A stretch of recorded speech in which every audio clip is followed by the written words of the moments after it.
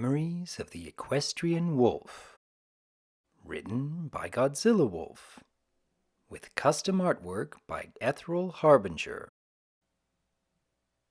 Chapter 4.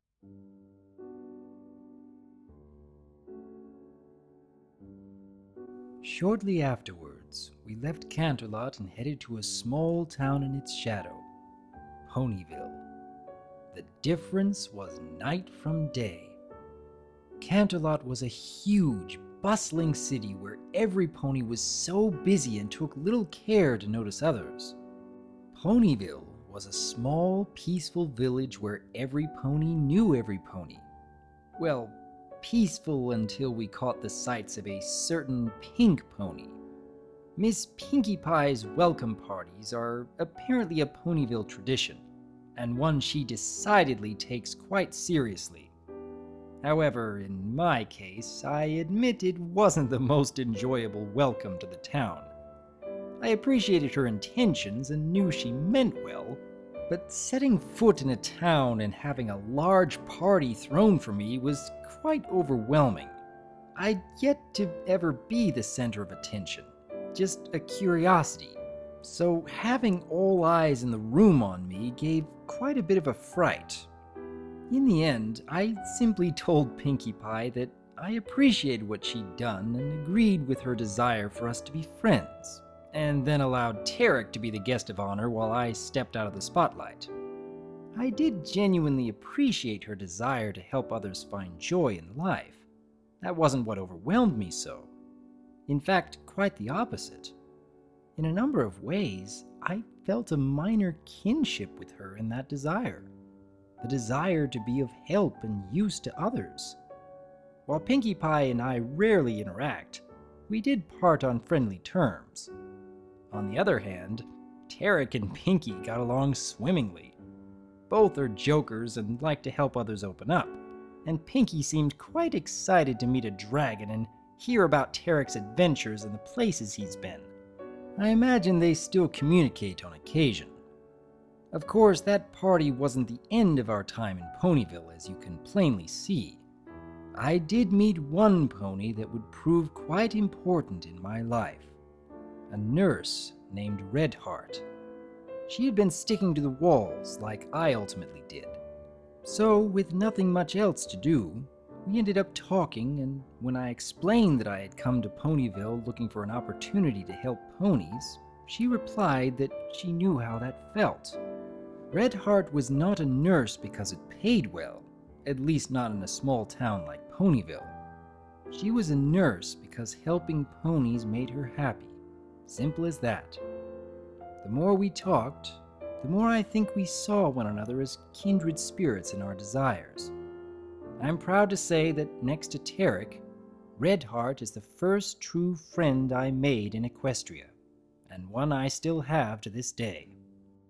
Surprisingly enough, it wasn't my request that I help at the hospital, but Redheart's. Apparently there was a small filly named Nursery Rhyme who was working at the hospital to learn more about medicine, primarily because her special talent revolved around nursing and medicine to begin with.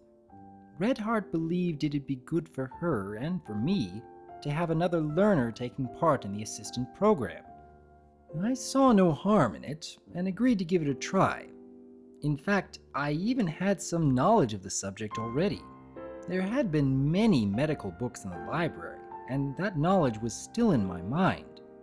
And while I hadn't been able to apply it to aid the master, perhaps I could apply it to help at the hospital. The next morning, I headed out there and was given a trial period as a young assistant nurse. Nursery Rhyme is quite the joy to be around. She's filled with both a child's love for life and a deep desire to be of aid and help to others. Granted, this did often cause trouble when she tried to help in a way that was beyond her abilities, but that was simply part of the learning experience.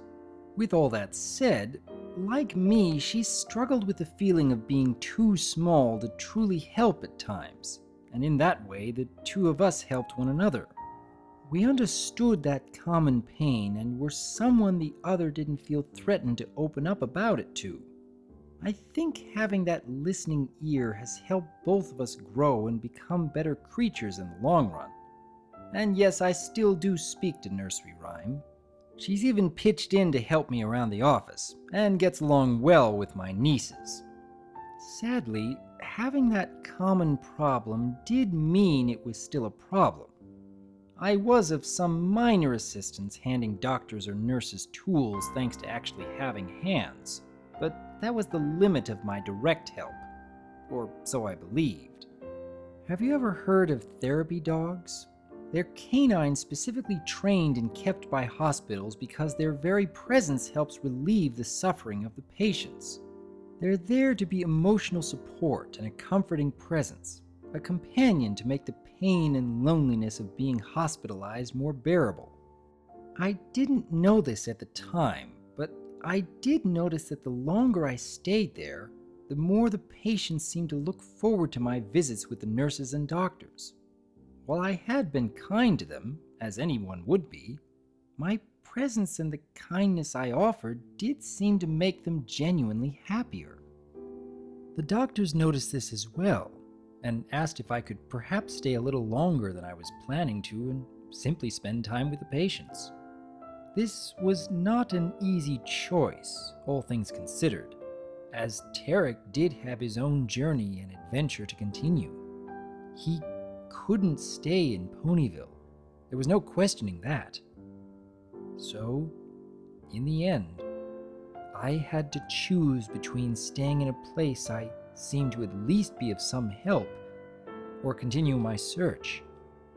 Tarek's response was to promise to stay in contact, and if I decided this wasn't my place, he'd buy my train ticket to where we could meet up again.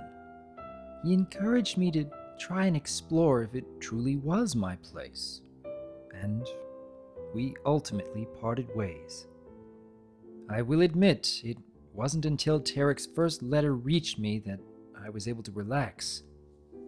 I was fearful of losing Tarek as I had the Master. That was a fear that took a few years for me to overcome. Thankfully, I did have Nurse Redheart and Nursery Rhyme to be my friends and companions in the meantime. Any who doubt the value ponies put on friendship has truly never had a friend, because I am certain I wouldn't have lasted very long in Ponyville without Tarek's direct presence if I hadn't had some companionship, and for that, I am eternally grateful to them.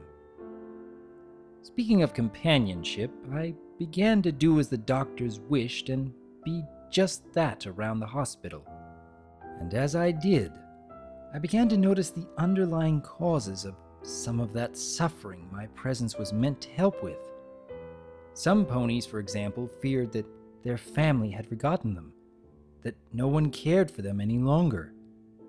Others feared that they might not recover from their injuries. Still others feared that the doctors might discover something even worse was wrong with them. While it wasn't my job, I couldn't resist trying to help them any more than I could have resisted aiding Cherry Jubilee or the other ponies I met along my journeys. Having the knowledge I had was a blessing, as I was able to reassure the ones that feared about their health that it was in their mind, and even if it wasn't, the doctors should be able to help. I was a constant companion for those that were lonely and had no pony at all, and I suggested that those who feared their loved ones had forgotten them to speak with their loved ones about their fears, and in the meantime remain their friend and confidant. And it didn't end there. Sometimes I would walk into the waiting room upon ponies who were worried. I remember a specific moment when Miss Cherry had brought a filly who had gotten badly injured playing and sincerely feared she'd failed the child somehow, that she'd not been watchful enough. I simply listened and only spoke to give my advice. I told her I sometimes felt as if I failed others no matter how hard I tried, but that my brother had taught me that beating myself up over it wouldn't solve anything, something that I had to remind him of in return sometimes, that if she didn't wish to fail the child, then she needed to be there now, at least until their parents arrived. That was actually a common occurrence with ponies in the waiting room. They felt that somehow the suffering and pain of their loved one was somehow due to negligence or a mistake on their own part. The guilt that came with that tearing them up. And I did my best to be with them and shared my experiences, gave what advice I could. I even began to make use of the hospital's library to study up on psychology and aiding others with emotional pain, adding that knowledge to the vast stores I'd taken from the library in the desert and filling in the gaps that still remained. And as I helped, ponies in Ponyville itself began to take notice. Some merely asked if I was around when they visited the hospital, either as a patient or as a visitor. Some ultimately came solely to see me. I admit the first time that happened, I was quite shell-shocked. Never before had some pony actually sought me out for help. I'd always wanted it, but when it actually happened, it took me sincerely off guard. And throughout this, I began to feel satisfied and content. I couldn't quite put my paw on it, but a part of me felt I was on the threshold of a door I needed to open.